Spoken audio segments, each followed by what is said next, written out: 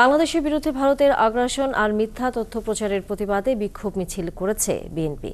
বিএনপির নয়াপল্টন কেন্দ্রীয় কার্যালয় থেকে দুপুর ১টায় শুরু হয় বিক্ষোভ মিছিল। মিছিলটি নয়াপল্টন হয়ে নাইটেঙ্গেল মোড় হয়ে আবারও নয়াপল্টনে এসে শেষ হয়। যুবদল, ছাত্রদল সহ বিএনপির বিভিন্ন অঙ্গ সংগঠনের নেতাকর্মীরা এতে অংশ নেন। এ সময় দলের নেতারা বাংলাদেশের বিরুদ্ধে ভারতের আগ্রাসনের প্রতিবাদ জানান। এছাড়া বাংলাদেশ নিয়ে দেশটির গণমাধ্যমে মিথ্যা তথ্য প্রচারেরও নিন্দা জানান তারা। জাতিসংঘের মিশন এবং জাতিসংঘের শান্তিরক্ষী বাহিনী ভারতে পাঠানো উচিত, কারণ সেখানে প্রতিদিনই রক্ত ঝরছে, প্রতিদিনই ভারত বাংলাদেশ সীমান্ত, বাংলাদেশের সীমান্ত রক্তাক্ত হচ্ছে।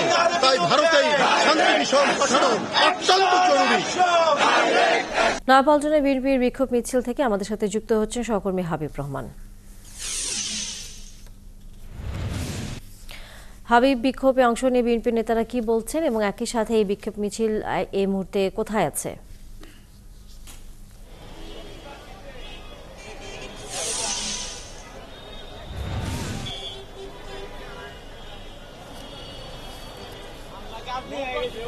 তানিয়া, মূলত বিক্ষোভ মিছিলটি শুরু হয়েছিল দুপুর ১টার দিকে। এই মিছিলটি বিএনপির কেন্দ্রীয় কার্যালয়ের নয়াপল্টন কার্যালয় থেকে নাইটেঙ্গেল মোড় হয়ে আবার ঘুরে এসে বিএনপির যে কেন্দ্রীয় কার্যালয় সেখানে এসে এই মিছিলটি কিন্তু অবস্থান নিয়েছে এবং সেই মিছিলটি বলা চলে যে বিক্ষোভ মিছিলটি এখন শেষ পর্যায়ের দিকে।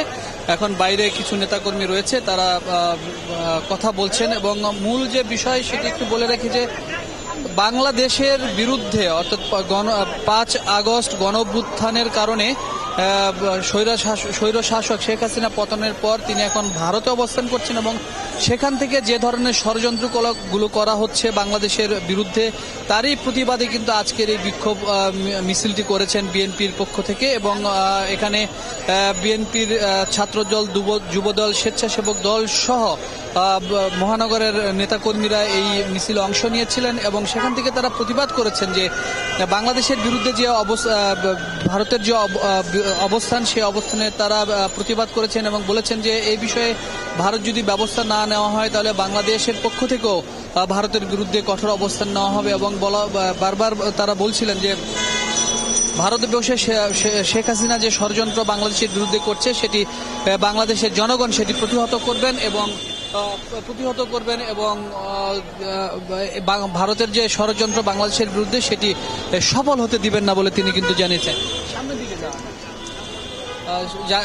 এবং দলটির সিনিয়র যুগ্ম মহাসচিব রুহুল কবির রিজভী যেটি বলেছেন যে ভারত সরাসরি বাংলাদেশের বিরুদ্ধে অবস্থান নিয়েছে। এর বড় কারণ যে আওয়ামী লীগ সরকার সবসময় ভারতের অনেকটাই দাসত্ব হিসাবে গেল ১৫ বছর ক্ষমতায় থেকেছে। কয়েক হাজার বিএনপি নেতাকর্মী এখানে অংশগ্রহণ করেছেন এবং একটি দাবি ছিল, সেটি হলো যে ভারত যে বাংলাদেশের বিরুদ্ধে অবস্থান নিয়েছে সেখান থেকে ভারতকে ভারত যেন তার অবস্থান থেকে সরে আসে, কারণ বাংলাদেশের অভ্যন্তরীণ বিষয়ে ভারত যেন হস্তক্ষেপ না করে সেই বিষয়গুলির বিষয়ে কিন্তু বারবার দলের নেতাকর্মীরা বলছিলেন। এবং আমরাও কিন্তু লক্ষ্য করছি যে বাংলাদেশের ভারতের যে হাই কমিশনার সেখানে হামলা করা থেকে শুরু করে আগরতলায় হামলা করা এমন নানা ঘটনায় অনেকটাই বলা চলে যে জাতিসংঘের যে মানবাধিকার লঙ্ঘন সেটি কিন্তু বিএনপির পক্ষ থেকে বলা হচ্ছে লঙ্ঘন করা হয়েছে। এবং ভারতের বিভিন্ন রাজনৈতিক নেতাকর্মীরা যে বাংলাদেশের বিরুদ্ধে যে প্রচারণা চালাচ্ছে তার সেক্ষেত্রে বিএনপির পক্ষ থেকে বলা হয়েছে যে বাংলাদেশে নয় বরং ভারতে জাতিসংঘের যে শান্তিরক্ষী বাহিনী সেটি প্রেরণ করা দরকার, কারণ বিশেষ করে কূটনৈতিক যে অফিসগুলো রয়েছে সেখানে ভারত তাদেরকে নিরাপত্তা দিতে ব্যর্থ হয়েছে। সেক্ষেত্রে জাতিসংঘের যে শান্তিরক্ষী বাহিনী সেখানে পাঠানোর দাবি জানিয়েছে বিএনপির পক্ষ থেকে। এমন নানা বিষয় নিয়ে কথা হচ্ছিল এবং শুধুমাত্র একটি দাবি এখান থেকে করা হচ্ছিল যে ভারত যতই ষড়যন্ত্র করুক, দিল্লির যে দাসত্ব সেটি বাংলাদেশের সাধারণ মানুষ, বাংলাদেশের রাজনৈতিক দল বা বাংলাদেশের নেতাকর্মীরা কখনোই এই দাসত্ব মেনে নেবে না। তানিয়া, অসংখ্য ধন্যবাদ হাবিব রহমান। আপনার মাধ্যমে আমরা বিএনপির যে বিক্ষোভ মিছিল চলছে এবং একই সাথে যেই কর্মসূচি তারা দিয়েছেন তার খবর জানছিলাম। ফিরবো নিশ্চয়ই আবার আপনার কাছে। দর্শক, সহকর্মী হাবিব রহমান ছিলেন এতক্ষণ বিএনপি নয়াপল্টন কার্যালয়ের সামনে থেকে।